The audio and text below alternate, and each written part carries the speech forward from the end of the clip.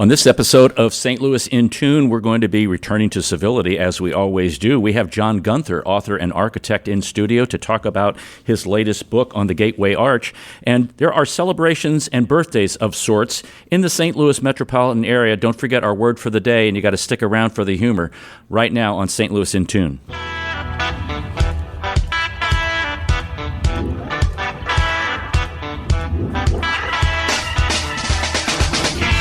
Well, greetings, listeners in Listenerland. Welcome to St. Louis in Tune with Arnold Stricker and Mark Langston, where we size up current and historic events involving people, places, and things in areas such as the arts, crime, education, employment, faith, finance, food, government, health, history, housing, humor, justice, and sports. We originate from and connect the gateway city to what is going on regionally, nationally, internationally, and as Mark always indicates to us, galactically. That's right. We are out there. We are out there in outer space sometimes. But we are spaced out sometimes. Not sometimes. I think it's more of an all the time kind of thing.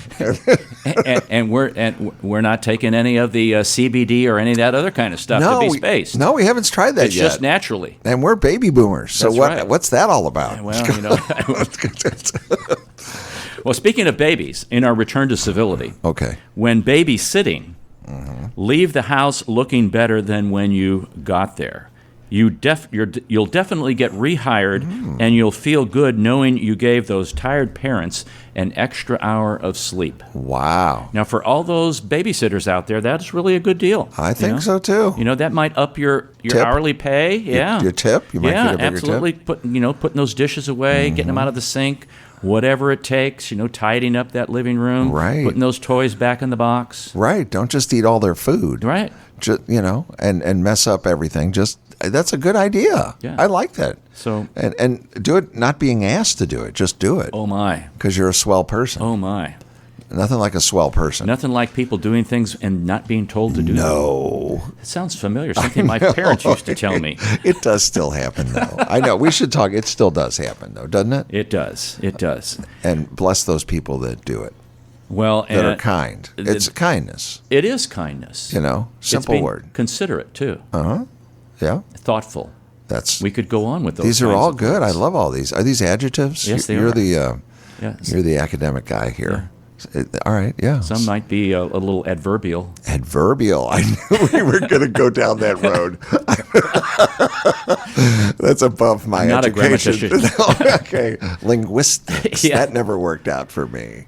Well, we're not linguists, but we do love to talk to people here in this studio. And architect John Guenther is in studio. He has produced a distinguished body of architecture that has contributed significantly to the built environment. He was elevated to fellowship in the American Institute of Architects, the AIA, for notable contributions to the advancement of the profession of architecture and design. Wow. He's been a lecturer in the College of Architecture at Washington University in St. Louis, where he taught the Introduction to Design Processes and co-founded and taught one of my favorites, Mid-Century Modernism in St. Louis, 1930 to 70. He's served as president of the Society of Architectural Historians at the St. Louis chapter.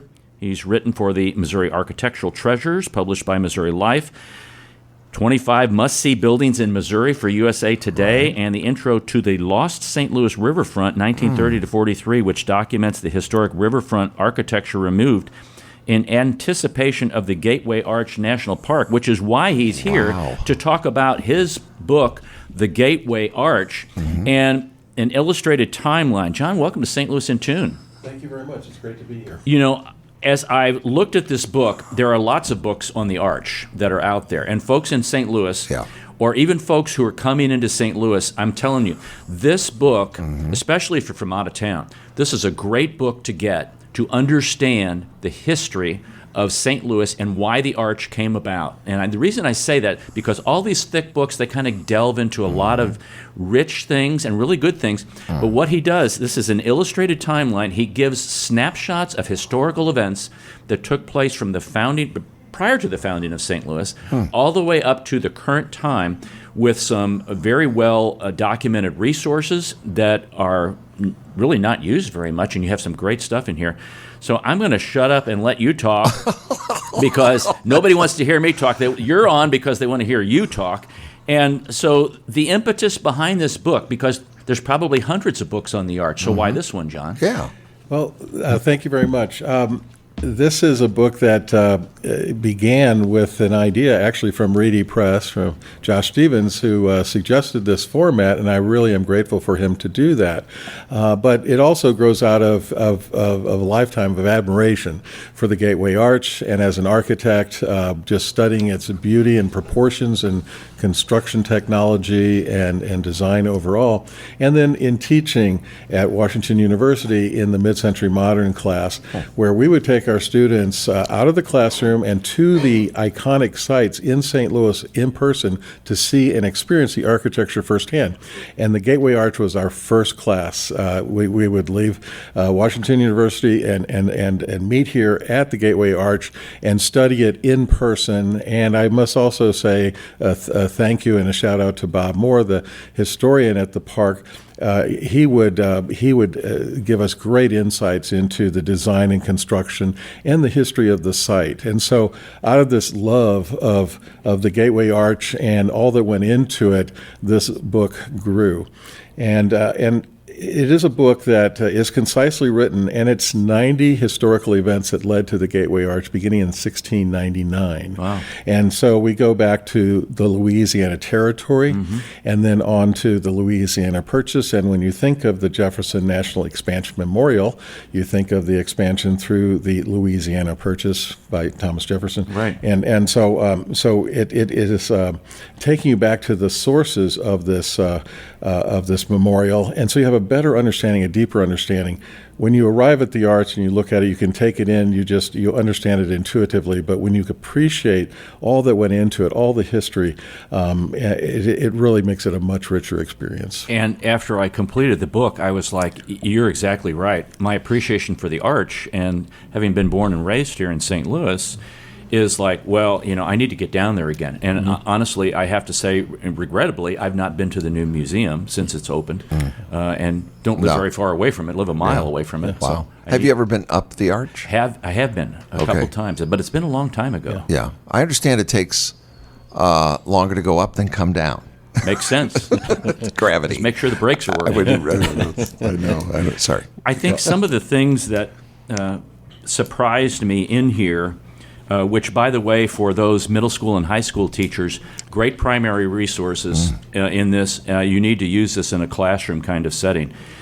Are the some of the things that surprised me, especially, was the design. The initial design that Saarinen had was a box, a square for the arch. It was. Actually, we're talking about the cross-section of the arch. We know the arch today with its distinctive triangular cross-section. Right. It was actually a quadrilateral, so the legs were basically, a rectangle. Okay. And that in itself was a very dramatic form. But it's interesting when you think about the interconnectivity of history, and but for what could have happened or would have happened. It happened that Carl Milles, a Swedish sculptor in residence at Cranbrook Academy, where Eero Saarinen was based, and his father Eliel, happened to see the design competition and said, Eero, I think it would be much more powerful if it was a triangular cross-section instead of a rectangular cross-section. Never. And so that one, just interjection really led to this incredibly dynamic form. It's already beautiful and dynamic in its own way, but to make it a triangular cross-section, the way it captures the light and rises up towards the sky is just stunning. And the relationship, more interconnections, St. Louis to Cranbrook Academy and Carl Milles. Carl Milles designed the fountain in front of Union Station. Okay. So the meeting of the waters. And so that's one of his works. He also has sculptures at the Missouri Botanical Garden in the reflecting pool as you look towards the climatron. Those are his sculptures as well. And he also taught Sheila Burlingame, a sculptor, and her work is at St. Mark's Church in South St. Louis.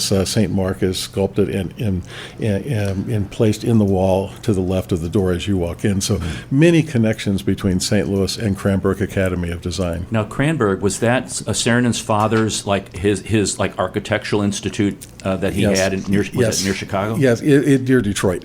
Okay. Cranbrook Institute was designed by Eliel Saarinen at the request of George Booth, a newspaper publicist. And so he designed this magnificent institution. And if you ever get a chance to go see it, it's just a lovely campus, a beautiful setting with many lessons in design there as well. Yeah, what's interesting, Mark, about these guys is they just didn't design buildings. Like, we have furniture from Eliel that he designed. Interesting. And they were into and fabrics and hangings and chairs. That's that the whole mid-century modern group. So it's really fascinating. And if I might interject, one of the greatest lessons in architectural design by Eliel Saarinen, he would tell his students, always think about whatever you're designing in the next larger context. A chair in the room, a room in the house, a house in the environment, an environment in the city. Fascinating. In the overall environment. And you just work your way up the scale. Everything relates scale-wise and beauty, and everything's interconnected. So it was a total design. Now, for people who aren't familiar with Saarinen, who designed the arch, name some of the other things that he's done, because they may know some of those things. I know one's in New York City, and it's recently been remodeled, I think, into a hotel. And then I think, and he was really into airports a lot. He's done some specific things that have really were great designs. Yes, and in addition to the Gateway Arch, he designed the TWA Terminal, which is what you're referring to. JFK, right? Yeah, so that's been converted into a hotel. The Dulles International Airport outside of Washington, D.C. Bell Labs, the Moores and Ezra Stiles Colleges at Yale University, John Deere and Company Headquarters, just a little north of us in Iowa, the North Christian Church, and that's in Columbus, Indiana, and then CBS Tower in New York City, the headquarters for CBS. Now, he must not have been, I'm presuming now, his ego must have been in check for somebody else to come to him and say, hey, your design would look better if it was triangular rather than rectangular. Well, that's an interesting story because as that goes, he accepted that idea. In fact, he looked at many different versions of triangles, triangles pointing outward, triangles pointing inward, and so on and so forth. He actually took the idea that was recommended to him, but never gave Carl Milles credit. Oh. And sadly, they never spoke again, and Carl Milles went back to Sweden. Oh, wow. So, that's sad. Yeah. But you recognized him in the book. Absolutely, absolutely. I think we owe a great deal of debt to Carl, and it really brings up the topic of co-making. As architects, we need to be collaborators in our design. Many minds contribute to any idea, right? And so and the arch is no different. So there are many people who help to shape this and develop it. So co-making is a very important concept. Right. I agree. Were you going to say something, Mark? No. I thought you were getting ready to say something. But I think he's absolutely right. Yeah. I mean, collaboration is usually one person can't do the whole thing. No. And I think it was interesting. I don't know a whole lot about the arch, other than it's the tallest monument in the United States. But I find it fascinating when they were building it. They were pretty close together when they brought those two legs together. It was really close, wasn't it? It was. It was within a couple of feet. The points were coming together on the last day, within a few feet, and they had to exert these jacks that pushed the legs apart. To about 8+ feet, and so that the last piece could come in and fit. And then they released the jacks, and then the legs came and put the pressure on the final piece, and it was locked into place. That blew my mind, because it was 2.5 feet. You have in the book. It was 2.5 feet wide. Is that right? And they had a jacket to 8 feet. Right. It's like up 630 feet in the air. But I thought they were amazed at how close it was. They thought it was going to be a lot further off, I thought. But maybe I'm wrong. I could be wrong. It really is a testament to the mathematics. Well, architects are amazing. My dad was an architect, and he used to tell me you guys could come up with how many bricks you need on a building, down to the brick. Is that right, John? Well, yeah. Well, generally, pretty close. Some are better than others. Yeah. But no. Again, that whole idea of collaboration. The structural engineers were absolutely brilliant. Right. And it's a design that is called an orthotropic design, in that there's an outer layer, which we all see, of stainless steel, an inner layer of carbon steel, and for the first 300 feet, it's filled with concrete and reinforcing steel, and that helps to hold those legs and pull them back into the earth, so to speak, because they were leaning in quite a bit at that 300-foot height. Right. But that's holding it into place. Above that, it was a hollow double skin for the remaining of up to 630 feet. It's interesting, on sunny days on the south side, you can look up at the arch and actually see that 300-foot mark. You can tell where the change goes from solid concrete double wall to the hollow. I'll have to look a little closer next time. But it's a testimony to the great craftsmen who worked on this. Very, very skilled people.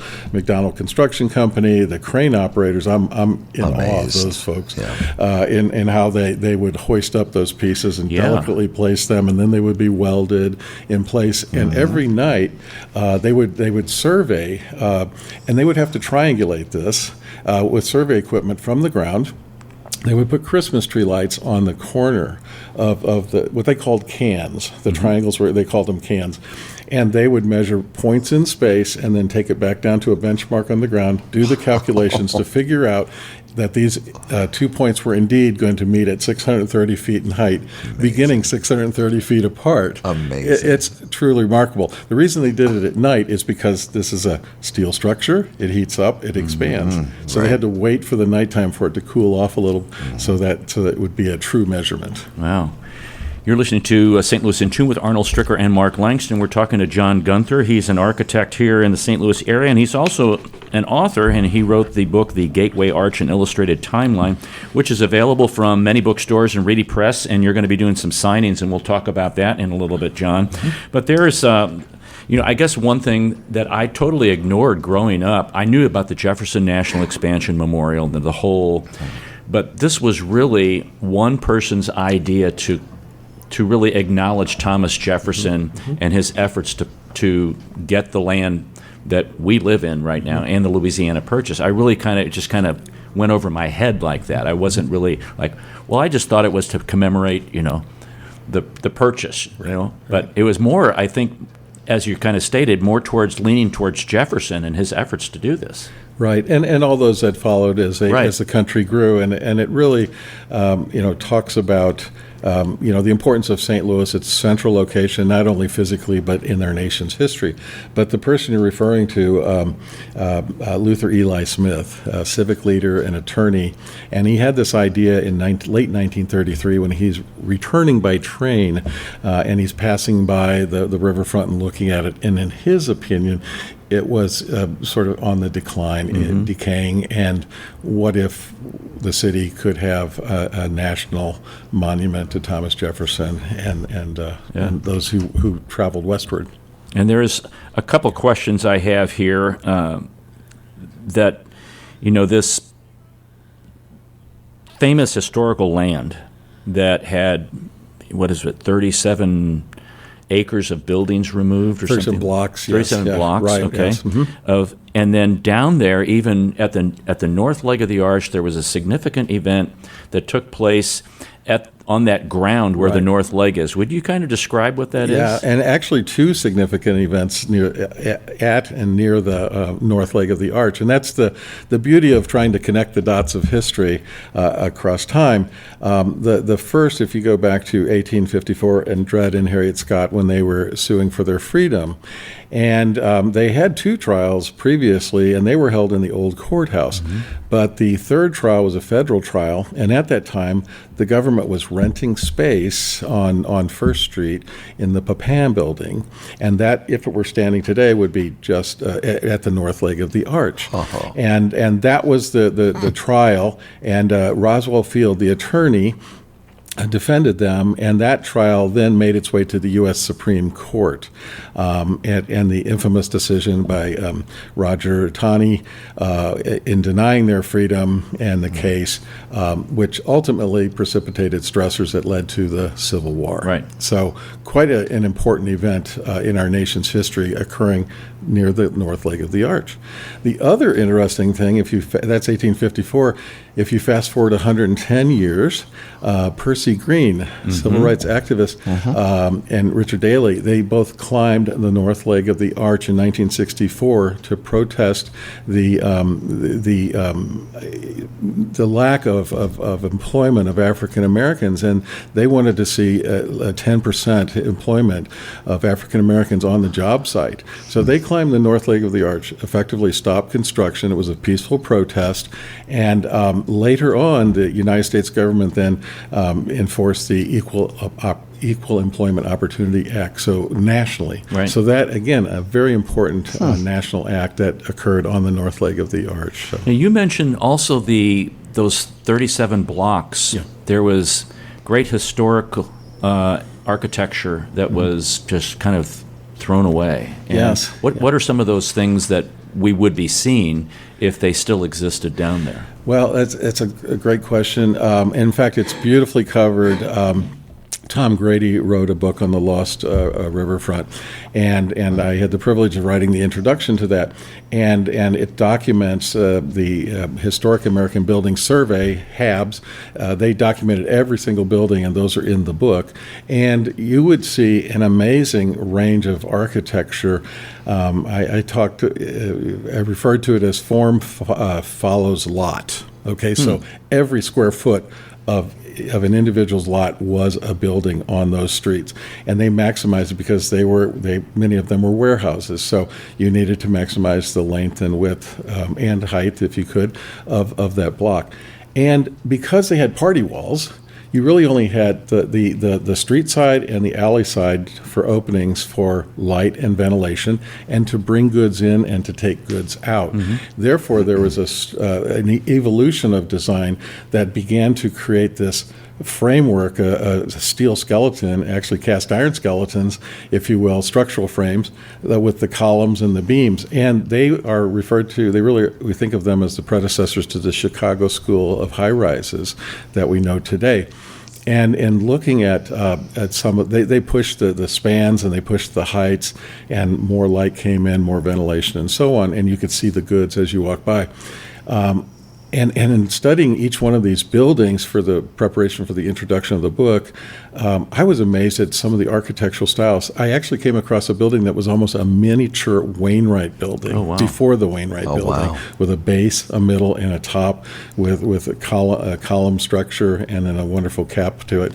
But a lot of great architecture. And as I say, the Gateway Arch is of its time and yet timeless, but one wonders today, if you had that amount of architectural history on the riverfront, I doubt it would have been torn down today. Right. But in those days, they felt it was okay to tear it down. Right. They couldn't see the architectural value necessarily. They did save the old courthouse, the old cathedral, and the old rock house. Right. So, but they could have saved much more, and it would have been fascinating to see. In fact, it would have been fascinating to see the arch rise out of that context. Oh, yeah. Oh, yeah. Yeah. I was surprised. I really didn't know that the old courthouse had originally been a federal style, and then was expanded upon that, and then it also had two domes. I didn't know that was going on. Yeah, Never knew that. Right. No. Yeah. Different styles over time, and so that's always fascinating. We think we know the courthouse today because that's all we see, right? Right. But when you go back in time and go back to 1828 and see what it looked like, and it's an original version, it's quite stunning to see that. Yeah. It is very stunning. I want to mention a couple things more about the book for those who are listening. Again, the title is The Gateway Arch, an Illustrated Timeline by John Guenther. It's a Reedy Press book. It's also available at many bookstores. John's going to be doing some book signings coming up, and I want to mention a couple of those quickly, and then we're going to take a brief break, and we'll also mention these at the end. He's going to be at Barnes & Noble on May the 13th out on Clarkson Road. And there's another book signing at the Daniel Boone Library in Ellisville. That's on May 31st. On June the 8th, he's going to be out at Washington Public Library in Washington, Missouri. Down at the Fieldhouse Museum on South Broadway on June the 16th. Then he's going to be at an Oasis St. Louis in Clayton on June the 22nd. June the 25th, he's going to be at the Basilica, the Old Cathedral, on June the 25th. And October the 28th at the Campbell House Museum on Locust Street, not too far from where I live. So there you go. And the beauty on October 28th is that's the anniversary of the last piece being set into place. There you go. And we'll talk about that. Where were you when that happened? I remember that specifically. It's ingrained. It's kind of like that JFK assassination thing. It's ingrained in my mind. Oh, my. So we're going to come back after a brief break. This is Arnold Stricker with Mark Langston of St. Louis in Tune. You're listening to the U.S. Radio Network.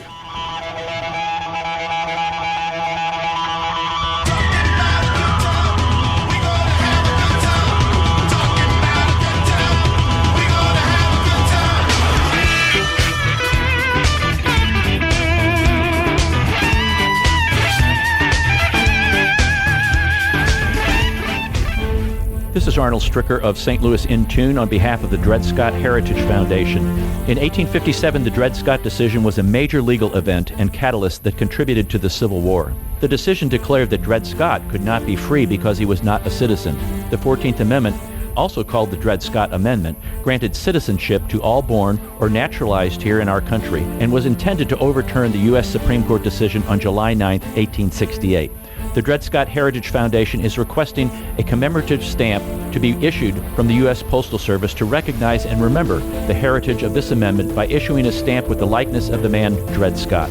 But we need your support and the support of thousands of people who would like to see this happen. To achieve this goal, we ask you to download, sign, and share the one-page petition with others.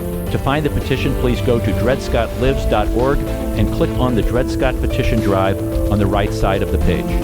On behalf of the Dred Scott Heritage Foundation, this has been Arnold Stricker of St. Louis in Tune. At St. Louis in Tune, we strive to bring you informative, useful, and reflective stories, as well as interviews about current and historic issues and events that involve people, places, and things. We cover a wide range of topics, such as the arts, crime, education, employment, faith, finance, food, health, history, housing, humor, justice, and sports, and that's just to name a few. While St. Louis in Tune originates from the Gateway City and covers local topics, we also connect to what's going on nationally as well. If you missed any of our previously aired programs of St. Louis in Tune, simply visit stlintune.com. That's stlintune.com. There you'll find the show notes and everything that was mentioned in that episode and all the other great episodes as well. And if you've got an area that you'd like us to examine deeper, well, just let us know by dropping us a note at stlintune@gmail.com. That's stlintune@gmail.com. St. Louis in Tune. It's heard Monday through Friday on the USRadioNetwork.com and many great radio stations around the U.S. and, of course, right here in St. Louis. Our website again is stlintune.com. Visit us today. That's stlintune.com.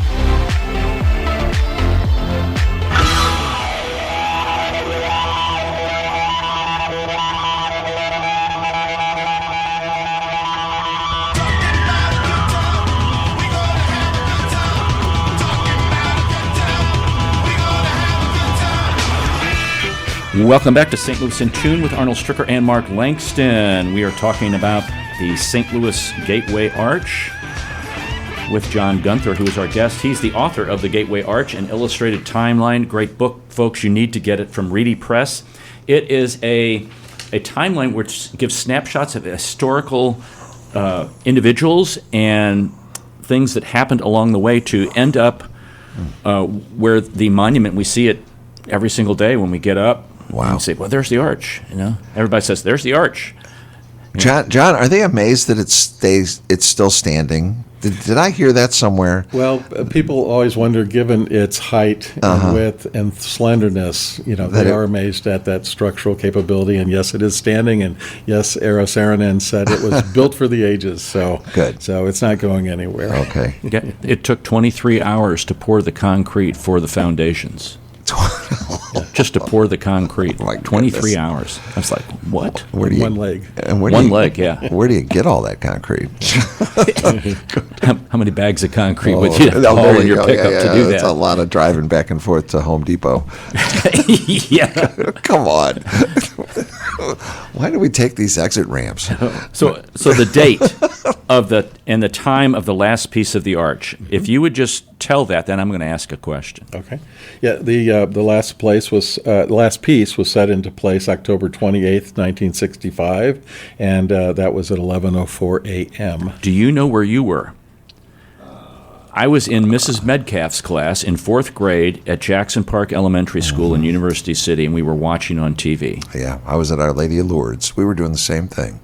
It was, and I think my parents donated their TV for the day. It was a black and white. Black and white, right. Little Zenith. That's right. With a Space Commander a channel changer thing. Okay. A remote control. Yeah. One of the students was remote control for us. And the fact that it was done during the daytime, there's a story behind that as well. My. What's that? Good job. Well, because of the arch expanding in the heat of the sun, the construction company would have preferred to do it in relative darkness. Right. But it was a moment of celebration for St. Louis, right. and so the political forces to be said, no, it needs to be in the middle of the day, and as such, the St. Louis Fire Department was cooling off the south leg of the arch with a stream of water in order to keep it from expanding, in order for everything to come together. I do remember when you mentioned that. It kind of jogs my memory a little bit. Yeah, because the visual was like. Yeah. It was. Yeah, that was a concern. We were all wondering, is this going to go together? Or are they going to be like off an inch and it's going to be, oh no, what are we going to do now? Yeah. In fact, it was 1/64 of an inch tolerance. So that's what. So that's pretty precise. That's pretty darn good. Wow. Those darn architects. What is the thing with them? Well, again, I just celebrate all the people involved, Right. the engineers, the construction folks, the crane operators, the welders, a great team effort. Right. Yeah. So what might be considered the first gateway to the West? Well, I think when you think of the Eads Bridge, another very dramatic structure, also an arch spanning between those two great stone piers, but the first bridge to cross the Mississippi south of the Missouri River, that really began to open up the east-west connections, so physically and otherwise. So before that, the Wiggins Ferry Company would dismantle, the trains would be dismantled, they'd be placed on barges, shipped across and then reattached for the westward journey. So I think of the Eads Bridge of 1874 as possibly the first gateway. And Mark and I have interviewed someone who kind of told us why the Eads Bridge was placed there and not south, why all that the terminal railroad tracks are in front and they're still there, but was because of Illinois and Chicago's influence of the railroads at the time. They didn't want us to go right into where the Union Station area is, right, the old Choteau Pond area across the Mississippi. They wanted to make it hard, and so that's what happened, and that's why the tunnel went underneath and where Metrolink runs right now and all that kind of stuff like that. Right, yeah. It's interesting. Again, there's architecture and the built environment is shaped by so many forces, and it's fun to peel that back and understand why something is the way it is and where it is located. And the trestle that you mentioned was of necessity as well in terms of bringing the trains in and along the riverfront, and it was elevated. But in effect, it somewhat visually cut off the wharf, the landing from the rest of the buildings, and it was something that had to be dealt with before the arch could even begin. It was actually the first phase of the arch was to relocate those train tracks further to the west, and put it in a series of tunnels and open cuts so that it would pass by inconspicuously on the arch grounds. Yeah, because I guess if you think about, if you were visually looking at the river and the flood wall, as we call it, was gone, and the arch wasn't there, there would be a natural incline going up towards the courthouse, and all these buildings would have been built on an incline, and that would tremendous amount of fill to put in there. Right, yeah, and the other piece of that as well, and those flood walls actually, Saarinen designed those as overlooks as well at the north and south end.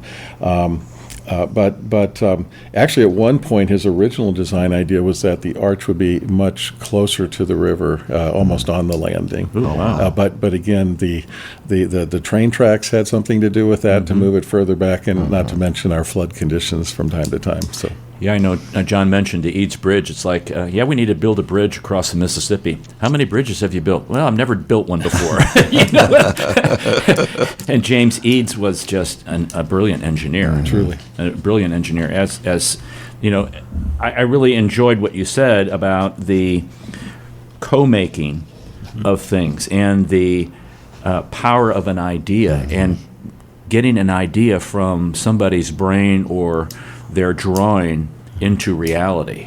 This just didn't happen overnight. You know, you had the dream of somebody saying we need to do some kind of memorial, and that was in the 30s? 1933. Yes, Luther Eli Smith said we should try to create a memorial in 1933. He put that idea forth to Mayor Dickman. He liked the idea. In 1934, a commission was established here. And then fairly quickly thereafter, they made trips to Washington, D.C. to do a little arm twisting to get the backing of the government. And so one event led to another. But eventually the wheels were set into motion, but it wasn't really until 1947 that the competition occurred. So in the meantime, those 37 blocks were cleared of the buildings.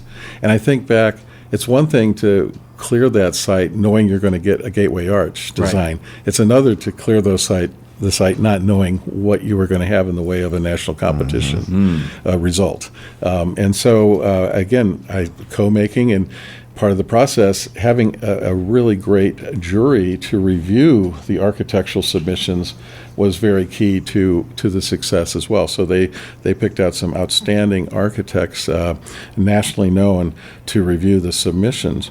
And I'd like to also give a shout out to Louis Lebaume, FAIA, a really celebrated local architect who actually wrote the competition. And in writing it, he said it should be national in scope and that it should be in two parts. So, and that was really key because had it been just a first phase pick a winner at that point, we may not have had Eero Saarinen. Right. So Harris Armstrong, a local architect, actually came in first place on the first phase of the competition. But they had a second phase where they reworked a little bit of the regulations and raised the bar, as it were, and Eero was unanimously selected. Because there was a lot of submissions. There are over 100 submissions, and then they got it down to like semifinals and then the finals. And, yeah. So you have to read that in the book, folks. You have to buy the book and get that information from that. Reedy Press. Reedy Press, that's right. So what was the big surprise for you in writing this book? You know, you've done a tremendous amount of research, and sometimes you just can't put it all out there. Yeah. But what was like the big wow for you? Well, that's a good and difficult question because it's so everything is so vast. I just not so much a surprise, if I may, but just again, that persistence to the vision, and going back to August of 1947, and there is the competition booklet that Eero Saarinen, when he received it, began sketching the design idea out right then and there on the pages of the competition. And so he not only was thinking about what that monument should be, a gateway arch, but he was also actually laying out the competition boards. How will the jury view it so that they can appreciate the design? So that's a wonderful surprise, if you will. Just that instant, I call it lightning in a bottle, if you will, but that inspiration, that aha moment of that. But then how the arch was shaped over and over and over again. The first design, 700 feet wide and 556 feet tall. Yeah, I didn't know that either. So and now, as we know, it's 630 feet high and wide. And so And it was centered to the north of the old cathedral, the old courthouse, and to the south, and eventually on the center line. But one of the things that was fascinating to me was how the engineers created formulas to study the flattened catenary design. It's not a parabola; it's a catenary, and so with that shape. Still, Eros Saarinen trusted his eye more than anything. So no matter how many drawings or calculations were made, he had physical models made, and he would study that. And when it was right for him, for his eye, then it was okay to go with it. And so that's why it evolved into that more rounded top, that flattened catenary where you push down on it, so to speak. I'm glad you brought that up because he did that also with the TWA building. He crawled into his models to see what people would be looking at. And that was a question I had. Their presentation had to be obviously some blueprints or some drawings, and they had to actually have a physical model of what this was going to look like, or the whole grounds. The initial were a couple of boards that were submitted, and they were on display at the old courthouse. But later on, the models came as they received the project to do that, and then they studied it in physical model form. And are these things still available down at the museum? These models, I would have to do a little further research to see exactly which institution has these models now. Mm-hmm. Okay. Yeah. Wow. If you have any questions, check it out. The Gateway Arch, an illustrated timeline by John Guenther. John, would you briefly tell individuals who are interested in architecture why they should continue with that vision, and what does it take to be, just not a house designer, or because when I view architecture now in light of these individuals, and back in kind of during the 30s to the 50s, that mid-century modern, it was everything. Like you said, it was just not, I'm a house architect or I'm a hospital architect. They did all of it, down to the furniture and everything. Talk to some individuals, some students out there who are considering a career. What do you tell them? My first statement is stay curious. It all springs from a curiosity, asking why and why not. And do you have a better idea for something and a better vision for what could be, how to improve the built environment?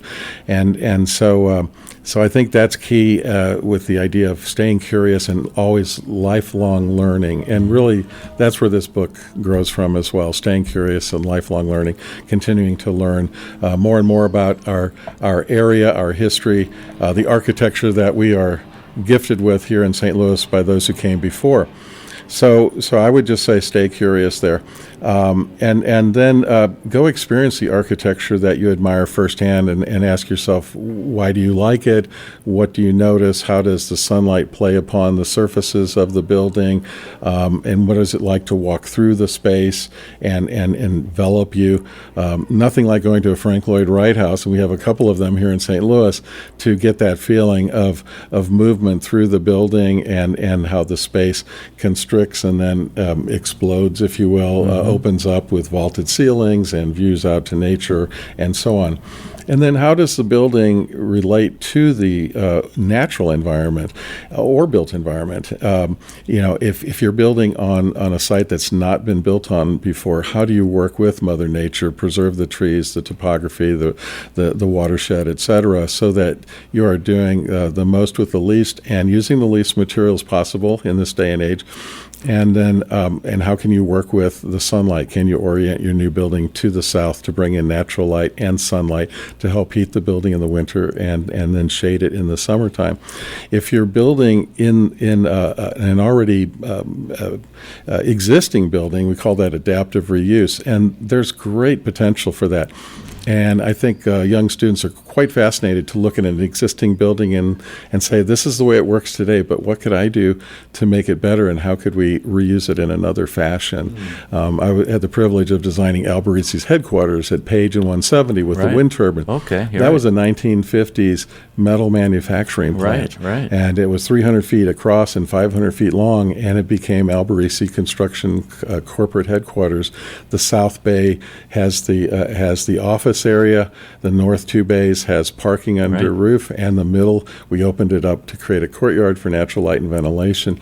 But we did that by adaptively reusing the building, so none of the steel structure, none of those materials had to go to a landfill. We were able to reuse them. Right. It was energy that was already spent. Let's make use of it and add to that design. And then we added a south face, what's called the sawtooth, to orient due south. It wasn't quite south, it faced southwest. So we oriented the new addition south so we could absolutely control the sunlight coming into the building and bounce light in to help light the interiors. So at any rate, there's great potential. So really, stay curious, ask why and why not, and what can you bring to make this world a better place. Wow, that's John Guenther. He's an architect and the author of The Gateway Arch, an illustrated timeline available through Reedy Press. John, thanks for coming in and talking with us on St. Louis in Tune. Thank you very much. It was a real pleasure. We're going to take a brief break. We'll be right back. This is Arnold Stricker with Mark Langston of St. Louis in Tune. You're listening to the U.S. Radio Network.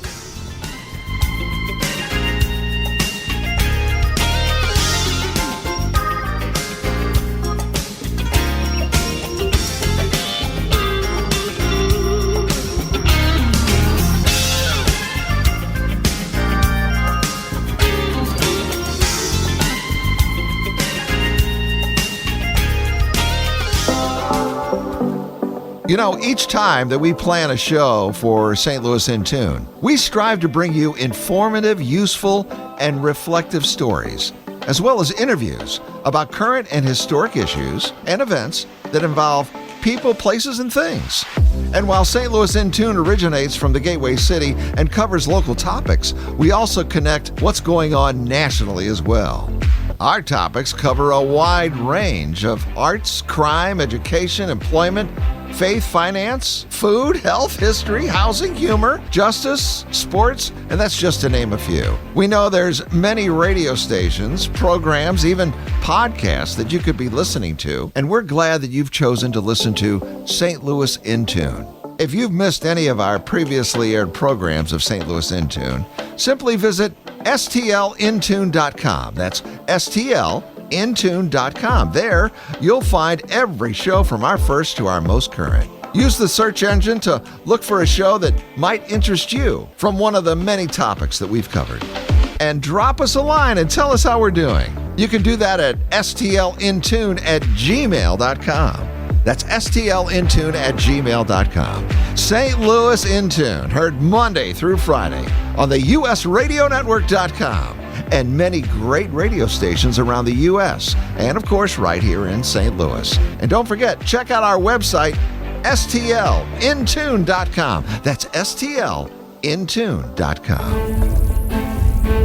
This is Arnold Stricker of St. Louis in Tune on behalf of the Dred Scott Heritage Foundation.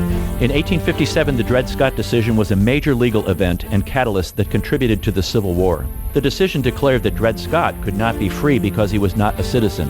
The 14th Amendment, also called the Dred Scott Amendment, granted citizenship to all born or naturalized here in our country and was intended to overturn the U.S. Supreme Court decision on July 9, 1868.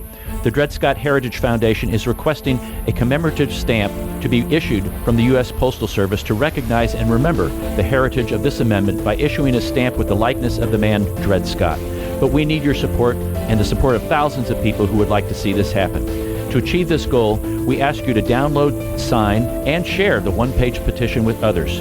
To find the petition, please go to dredscottlives.org and click on the Dred Scott Petition Drive on the right side of the page.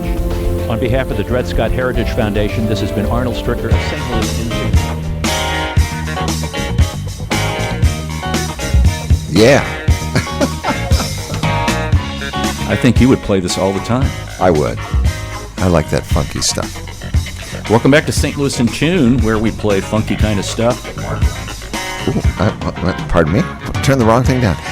And you want to do a Funky Fridays, don't you? I want to do a Funky Fridays, right, yeah. Yeah. It'll be fun. It'll be fun. Want to give you some more information on John's book signings.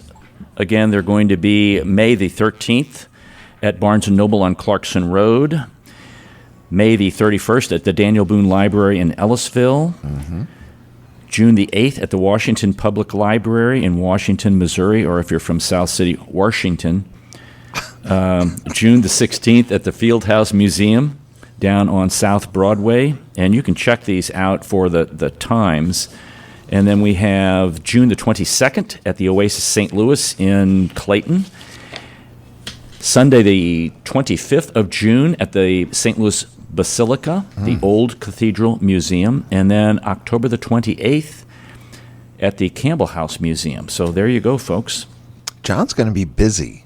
He's a busy guy. And what... A wandering nomad. Yeah, what wonderful information. And, you know, that's the kind of information that you have. You have so much, you want to be able to, you know, give it and let other people experience what you have learned. Right. And, you know, when he talked about lifelong learning, that's very, very important. You know, that's one of the goals of the show is to give information out, not just to open your head and pour it in and close it up, but to have you think, have you investigate, have you be curious and check things out. So, you know what else I like about John?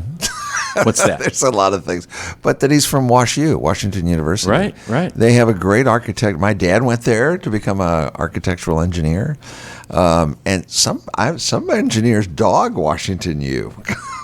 Well, I love the fact they do, and I don't, and I think it's a bad rap. I wanted to talk to John a little bit about that, but Washington U is a great architectural school. Yes, and the fact that John came from there, did this book and his research on this is just a wonderful circle. Yeah, did some adjunct work there. But I like the fact that he's also a University of Kansas graduate, as I am. See, I knew that was going to get. I knew you were going to put that in there.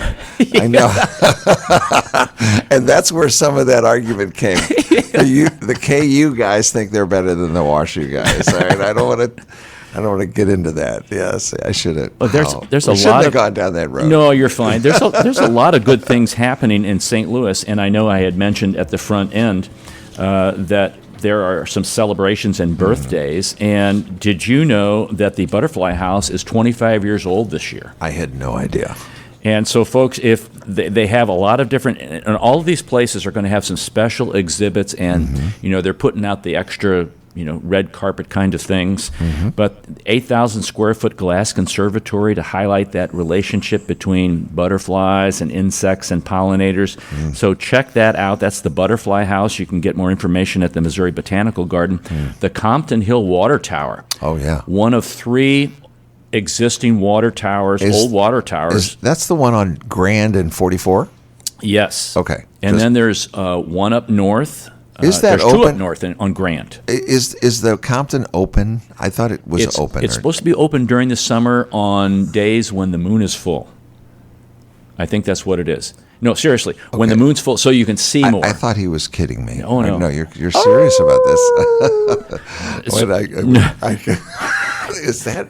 I didn't. Now that I see, I didn't. You got to be ready for that stuff. I know. Mark. I'm sorry. I had other things to. No, so they're doing some renovations of that.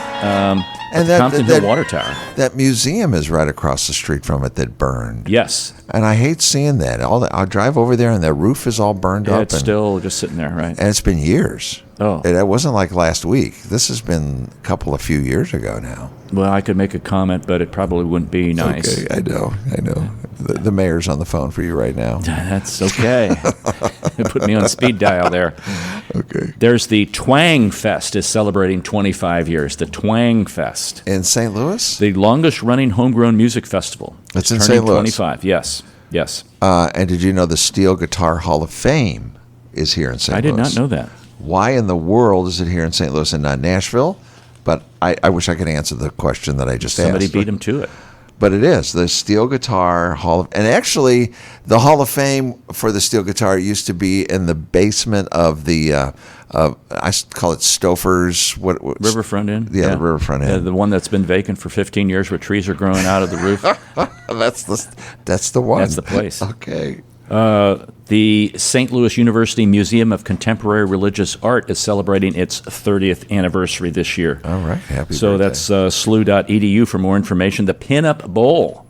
The Pinup Bowl. Yeah. Joe Edwards has kind of gotten that going in the loop. That's going to be 20 years old. 20 years old. Wow. The Alpine Shop in Kirkwood, 50 years old. Oh, stop it. Can you believe that? No.